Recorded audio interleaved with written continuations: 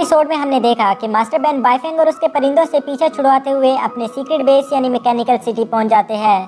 पर यहाँ की लोकेशन बाइफेंग को भी मालूम हो जाती है और टियानमिंग यहाँ आने के बाद बहुत ज़्यादा एक्साइटेड था क्योंकि उसने मैकेनिकल सिटी के बारे में बहुत कुछ सुन रखा था और अब वक्त था वो सब अपनी आंखों से देखने का। अब आगे एपिसोड 12 शुरू होता है और हम देखते हैं कि एम्परर यिन ज़ेंग को, जो बोलता है कि आज से 700 साल पहले ये दुनिया अलग थी, सब लोग आज़ाद थे, हर स्टेट की अपनी ही आर्मी थी, सब लोग अलग रहते थे, हर किसी के अलग ही बिलीफ थे, इसलिए वो लोग आपस में लड़ते रहते थे। ये जंगें 700 साल तक कभी नहीं रुकी, इसलिए मैंने इन 6 स्टेट्स पर कब्जा करके इन्हें हथिया लिया। मैं इस पूरी दुनिया पर राज करना चाहता हूँ, इसलिए नहीं क्योंकि मुझे राज करना पसंद है, बल्कि मैं ये करना चाहता हूँ ताकि मैं सारे बॉर्डर्स ख़त्म कर सकूँ, सबको एक बना सकूँ। जो लोग एक दूसरे से दुश्मनी की नफरत में जल रहे हैं, मैं उन सबको यूनाइट करना चाहता हूँ, तभी ये दुनिया एक जन्नत बन सकती है। प्राइम मिनिस्टर लाइसी बोलता है कि यूर मेजेस्टी आप बिल्कुल ठीक बोल रहे हैं, जब से आपने इन 6 स्टेट्स को एक किया है तब से इनके बीच कोई जंग नहीं हुई। यिन ज़ेंग बोलता है इसलिए मैं अपने मकसद के बीच किसी मैकेनिकल सिटी को नहीं आने दे सकता, तुमने ज़रूर कोई ना कोई प्लान सोचा होगा। लाइसी बोलता है यूर मेजेस्टी मैंने एक प्लान बनाया है अटैक करने के लिए और हम उसे जल्द ही शुरू करेंगे। इसी के साथ सीन शिफ्ट होकर उसी गुफा में आ जाता है जहां टियानमिंग अपने दोस्तों के साथ आया था। हम देखते हैं एक आदमी को जो कि लिफ्ट से नीचे आता है। मास्टर बैन उसे देखकर बोलते हैं डाओजी तुम यहाँ क्या कर रहे हो, बॉस ने तो तुम्हें एक मिशन पर भेजा था ना। डाओजी बोलता है मैंने वो मिशन बहुत जल्द ही पूरा कर लिया था, तो इसलिए मैं यहाँ तुम लोगों को वेलकम करने आ गया। मास्टर बैन बोलते हैं झूठ मत बोलो, तुम यहाँ इतनी तेजी के साथ भागते हुए आए हो तो तुमने जरूर मिस रोंग के आने की खबर सुन ली होगी। डाओजी बड़ी तेजी के साथ मिस रोंग से बोलता है ओह मिस रोंग आप भी यहाँ आई हो, क्या बढ़िया सरप्राइज है, कितना वक्त हो गया आपसे मिले हुए, जरूर आपने भी मुझे मिस किया होगा।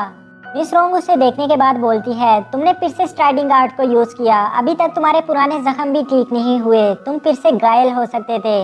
डाउजी बोलता है जब हमारे पास इतनी हसीन मेडिकल नर्स है तो क्या फर्क पड़ता है अगर मैं 100 दफा भी जख्मी हो जाऊं, एटलीस्ट तुम्हें देखने को तो मिलेगा। यहाँ स्वॉर्ड मास्टर इस लड़के की स्पीड देखकर हैरान हो जाते हैं कि ये लड़का कितनी तेजी से मूव कर रहा है। डाउजी भी स्वॉर्ड मास्टर को देखने के बाद बोलता है ये मेहमान कौन है। मास्टर बैन बोलते हैं कि मैं तो आप लोगों को इंट्रोड्यूस करवाना भूल ही गया, ये लड़का डाउजी है। स्वॉर्ड मास्टर डाउजी का नाम सुनकर सोचते हैं कि ये वही किंग ऑफ थीव्स है जो कि कुछ भी चुरा सकता है, मैंने सोचा नहीं था कि ये इतना जवान होगा। डाउजी बोलता है क्या हुआ अगर मैं चोर हूँ, पर मैं हूँ तो नंबर 1 ही ना, यही ज़रूरी है। मास्टर बैन आगे बोलते हैं कि ये आदमी मास्टर गायनी है। डाउजी बोलता है ओह तो आप हो मास्टर गायनी, आपका नाम बहुत ज़्यादा सुना है, आप तो कमाल के हैं। यहाँ टियानमिंग मास्टर बैन से बड़ी ही एटीट्यूड के साथ बोलता है बुढ़ाऊ तुमने अभी तक मुझे इंट्रोड्यूस नहीं करवाया।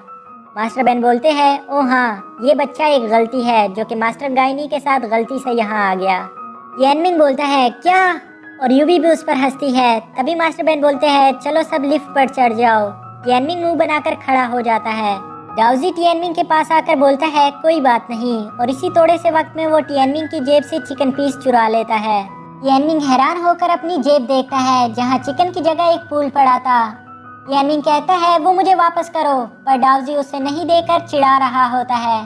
तभी मास्टर बैन दोनों के सर पर मारकर उन्हें आराम से बैठने को बोलते हैं। टियानमिंग की नज़र वहां दीवार पर पड़ती है जहां सोंग लैंग्वेज में कुछ लिखा था, पर उसे किन लैंग्वेज के अलावा और कोई लैंग्वेज पढ़ने नहीं आती। तो यूवी बताती है कि ये पैराडाइज ऑन अर्थ लिखा है, यानी ज़मीन पर जन्नत। यहाँ दूसरी तरफ डाउजी धीरे से मास्टर बैन से बोलता है कि मास्टर गायनी यहाँ क्यों है। मास्टर बैन बोलते हैं क्योंकि ये बॉस के गेस्ट हैं, उन्होंने इन्हें यहाँ बुलाया है। डाउजी बोलता है पर अगर जियाओ गांव ने इसे यहाँ देख लिया तो बहुत बड़ी प्रॉब्लम हो जाएगी। मास्टर बैन बोलते हैं फिक्र मत करो, वो यहाँ नहीं है तो ऐसा कुछ नहीं होगा। तभी टियानमिंग दोनों को साइड से चमकाकर बोलता है जियाओ गांव है कौन। मास्टर गायनी भी जियाओ गांव का नाम सुनकर थोड़ा हैरान हो जाते हैं, पर मास्टर बैन कहते हैं कोई नहीं है वो। अब ये लोग कुछ देर बाद लिफ्ट से ऊपर पहुंच जाते हैं जहां टियानमिंग बच्चों की तरह एक्साइटमेंट में आगे आगे भाग रहा होता है। वो एक ब्रिज पर पैर रखने ही वाला था कि मास्टर बैन उसे पीछे खींच लेते हैं और बोलते हैं बेवकूफ क्या कर रहे थे, इससे तुम्हारी जान खतरे में पड़ सकती है। टियानमिंग बोलता है क्यों, ये रास्ता इंसानों को खाता है क्या। मास्टर बैन बोलते हैं अगर खाता होता तो शायद तुम्हारी हड्डियां बच जाती, पर ये इससे भी बुरा करता है, ये तुम्हें राख में बदल देगा। और वो एक वुडन डॉल को ब्रिज पर फेंकते हैं, जिसकी इतनी प्यारी हालत हो जाती है कि टियानमिंग तो उसे देखकर खुशी से झूम उठता है और दिल में सोचता है कि ये लोग पागल है क्या, कहीं भी कुछ भी बिछा देते हैं। मास्टर बैन बोलते हैं, अगर जिंदा इसे पार करना चाहते हो तो मेरे पीछे आओ और जहाँ जहाँ मैं कदम रखूँ वहीं पर कदम रखना, वरना तुम किसी ट्रैप को एक्टिवेट कर दोगे। टियानमिंग बोलता है, पर तुम लोग पागल हो क्या, अपने घर में कौन ट्रैप बिछाता है।